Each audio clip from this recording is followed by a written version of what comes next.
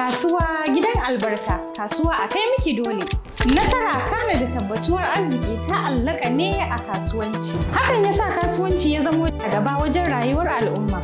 Shin kuna da labarin kasuwan dabbobi na Maliya International Cattle Market and Farms da ke tudun wada kan hanyar Abuja zuwa Kefi a jihar Nasarawa, wacce take ci a duk ranar Juma'a.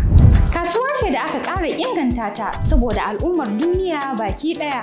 Katafaren kasuwan dabbobi na Maliya International Cattle Market and Farms an ƙara zamanantar da ita inda ta ƙunshi abubuwa daban-daban. Kama da kasuwar dabbobi irin na zamani har ma da kula da dabbobi irin na zamani. Inda aka samar da shaguna na masu abinci gami da ruwa da wutar lantarki. Ga kuma katafaren masallaci da sauran abubuwan more rayuwa. Kar ku manta ranar 13 ga watan Disamba za a ƙaddamar da bikin kasuwa misalin karfe 2 na rana.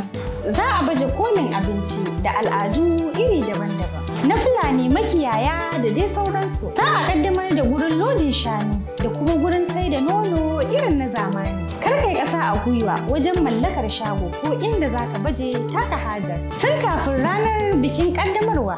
Wannan sanarwa ne daga Alhaji Abdullahi Bello Badejo, shugaban ƙungiyar Miyatti Allah Kautal Hore na ƙasa, kuma shugaban kasuwan dabbobi na Maliya International Cattle Market and Farm. Allah ya bada ikon zuwa.